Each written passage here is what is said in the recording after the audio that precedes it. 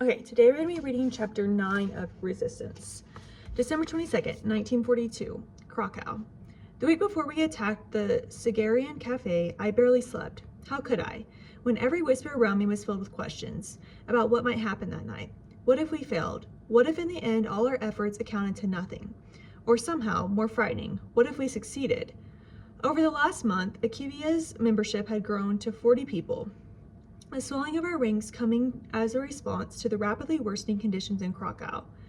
Half of our residents still in the Podgorz ghetto had already been transferred to the Belzec extermination camp, and rumors were growing of other camps expanding their machineries of death in Auschwitz, Kameniko, Treblinka, and other places throughout Poland. The Nazis were preparing for the complete annihilation of the Jews. Occasionally, I heard whispers from other Akivia members that were fools to think our efforts would make any difference. My response to them was always the same. Let us be foolish then, because if we save one life, we are the best of fools. The timing for this attack had been carefully chosen. The German invaders wanted to celebrate Christmas, to buy last-minute presents for their loved ones at home, and to take a break from the war. We'd heard reports of some Allied troops calling for holiday truces at the top. That was fine for them. Their war was very different from ours, and their temporary declarations of peace mattered little to us. Our Akivia leaders had been planning tonight's attack for a month, ever since the Sabbath evening we now call our Last Supper. It would be far more dangerous than anything we had ever done before. Over the past 2 months, most of our missions had happened after curfew, in secrecy and silence. But tonight's mission was meant to draw attention to our cause. We wanted the Poles to see it, the Nazis to feel it, and the world to hear it. First to leave the bunker were the less experienced girls assigned to the post-Nazi flyers around Krakow, calling on Poles to resist, to fight back. Even if only a handful of citizens were encouraged to join resistance efforts, at least it ensured that our movement continued regardless of what happened to us. Next to leave were the boys assigned to post Polish flags at key locations around the city, places where our flags had always stood. We wanted the people to remember Poland as it had been, and that we were not a conquered people as long as we refused to accept it. There was another strategy at work, one I credited to Dolik's genius. He hoped that Polish flags would make the Nazis suspect that this was the work of the Polish underground, not the Jews. The third part of the operation was important symbolically.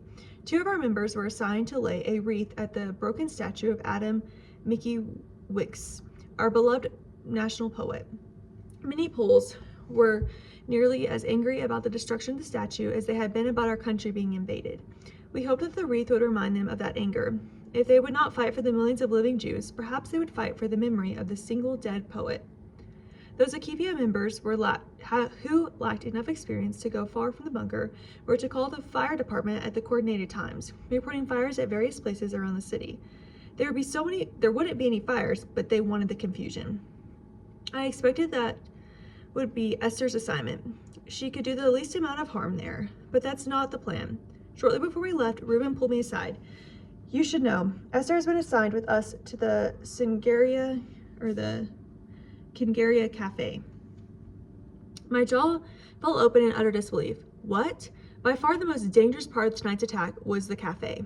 I'd watched Esther earlier today and already knew she spent most of the afternoon knitting, while the rest of us prepared for the biggest attack we'd yet attempted. She's part of our cell, Chaya. So is Jabuk. He still walks with a limp, thanks to her. Reuben tightened his lips and said, "The plans are set. I just thought you wanted to know. I would have arranged further, but it wouldn't have made any difference, and besides, it was time to leave. My backpack was loaded with my identification papers and layers of clothing in case I was searched. Buried beneath the clothes were 3 grenades. If I could have, I would have brought more. In total, Akivia would be attacking 3 cafes known to be frequented by German officers. This late into December, the nights were brutally cold, so the cafes would be full. Busiest of all would be the Singarian Cafe, a simple and pleasant restaurant where my family used to eat. My fellow cell members and I left separately, each of us taking different routes to the cafe, and each of us aware that regardless of who did or didn't make it there, the attack must go forward. Other Akivia cells would be there too, though I didn't know how many or which ones. The route I was given took me through a German district, since it was less likely to be stopped, not only because of my looks, but because I knew the expectation for my behavior around the Germans. I walked in the street like all Poles did. The sidewalk was for conquerors, they said. I kept my head up and eyes focused on the road, but never looked directly at anyone. Confident but not arrogant, purposeful but not driven, formidable but not dangerous. I smiled at that thought. Whether I made it to the cafe or if some unfortunate soldier stopped me along the way, these grenades I was carrying were going to be thrown. One way or another, I intended to be exceptionally dangerous. Because of my longer route, I was one of the last to arrive. But I looked at my place across the street, biding my time by pretending to window shop. The Sagarian Cafe was a busy street, surrounded by other shops and businesses, all decorated for the Christmas season. The building itself was made of large bricks and stones divided by tall arched windows through them. I could see the cafe was full of German soldiers. Civilians bustled along the streets, hurrying home with their holiday packages. We had no wish to harm them. The timing would have to be exact. Outside the cafe, other Akivia members had quietly gathered. I recognized a boy who recently joined us. Leaning against the bricks, reading a newspaper, Reuben stood beside a street sign eating a pastry, and the others still were milling around, engaged in any activity that would draw attention their way.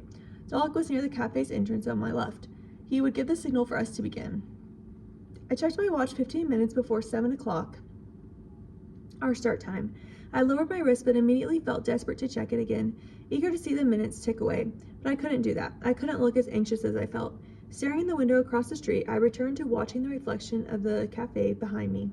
Inside, soldiers were clinking together mugs of Pilsner, perhaps laughing about how easily we had become a conquered people. I thought again of the grenades I carried, itching to throw them. I'd also been mentally counting down the time. 5 minutes had passed by now, then 10. When I was sure it had been 15 minutes, I stole a quick glance at Dalek, who had just politely stepped aside to allow other soldiers to enter. He wouldn't abandon our plans. Perhaps my counting was off. Even a year ago, I could never have imagined being here, ready to attack, eager to attack. Shooting the soldier in the train yard 2 months ago had deeply affected me. For long nights afterwards, I'd lain awake in bed in a cold sweat, replaying that moment. Finally, I came to understand that even one less Nazi in Krakow might save the lives of hundreds of Jews. Esther sidled up next to me, arriving last of all with the freshly knitted scarf around her neck. "Are you ready?" Before I could answer, she quickly added, "Of course, we could never have truly been ready. I just wondered if everything is in place. It's almost 7 o'clock. Are you ready?" I asked. "We're all counting on you tonight. Not like..." I made a mistake at the train tracks that night. I know, her expression tightened. I learned from it. I won't make that mistake again. I sincerely hope that was true. The success of this operation balanced on a paper-thin edge. Even the tiniest slip could ruin everything. "If you don't want any mistakes, then back away from me," I said. The Nazis were suspicious of people in close conversations on the streets. It was not uncommon for them to be stopped and questioned separately about what they had been talking about. If the two stories didn't match exactly, it could be grounds for their arrest. Only a minute later, the church bells of Krakow rang out, my heart pounding harder with each roll. 7 bells, 7 o'clock. Still, near the cafe door, Dalek struck first, pulling the pin from his grenade and throwing it through the large front window, which shattered in an ear-piercing crash, followed immediately by an explosion inside the cafe. Violent shouts of alarm and panic immediately rang from everywhere around me. Shoppers rushing into the streets, screaming, passerby running in any direction they could away from the cafe. Cars on the street slamming their brakes. Inside the cafe, all I could see was chaos. Through the thick smoke pouring out of the broken windows, furious soldiers began to emerge, many with obvious cuts on their faces or uniforms. They became the target of my first grenade. My second splintered apart the front door. My third went inside the cafe and exploded with enough force to blow some of the bricks off the building. Sirens began shrieking toward us, and the bitter smell of the dust and the smoke and the blood irritated my senses. From the corner of my eye, I saw Esther throw her grenades too, though with all the commotion, I wasn't sure where they landed. My ears picked up orders being shouted in German. We needed to go, now. Esther pointed down the street to where Dalek was signaling with hand gestures. "We're supposed to run." "Get somewhere safe," I shouted to her, already hurrying away. Nazis who had survived the attack were scaling the rubble and their rifles in hand. When they began firing, I saw bodies in civilian clothes fall, but through the smoke, I couldn't tell if any of them were ours. Run. Everyone who could get to the Akavia bunker was supposed to meet there. I tried to get there too, but soldiers were emerging on every street like angry hornets from a hive. Military vehicles with searchlights and sirens roamed every street, forcing me into the alleys, and orders were being shouted through loudspeakers that everyone not indoors would be arrested or shot on sight. My senses seemed to be on high alert, as if I saw every movement, even the flutter of the lingering autumn leaf in the wind, heard every whisper from apartments above. Wondering who I was, why I was running, beneath my feet I almost had a feel for which way to turn, and which direction would lead me to the Nazis now swarming the city. I was only a couple of blocks from the safe house when our cell had stored our supplies over the last 2 years. I was only a couple of blocks away from the safe house where our cell had stored our supplies over the last 2 months. I'd go there for the night and then make my way to the Acadia bunker as soon as everything calmed down. As soon as I calmed down, maybe in another few days. My safe house was on the second floor of a small apartment building. I slid inside it through an alley entrance, barely escaping the notice of a squadron of soldiers who were running through the streets, weapons drawn. I was the first to enter, but didn't lock the door, certain that by the end of the night others would join me. I stayed awake until dawn, peering out curtains, listening for faint cries for help, pacing the floor, and wondering if anyone else had made it to Dalek's bunker. Were they there now, reviewing what we had done, celebrating our victory? Did anyone wonder where I was? Or panic seeped through my entire body. Was there no one left to wonder about me? Maybe not. No one came that night, nor the next night, nor the one after that. I snuck out the following day to enter our bunker, but the entire building was surrounded by Gestapo officers. Something terrible must have happened in the aftermath of the attack. I caught my breath in my throat and hurried back toward the safe house. Several streets away, if the Nazis had breached the bunker, then they knew about Acadia. We were always careful to keep personal information about ourselves out of the bunker, but traces of every single one of us was there. I tried to think of what I might have left behind. A change of clothes, one of the bags I used for smuggling, full of my grandmother's shawls. What else?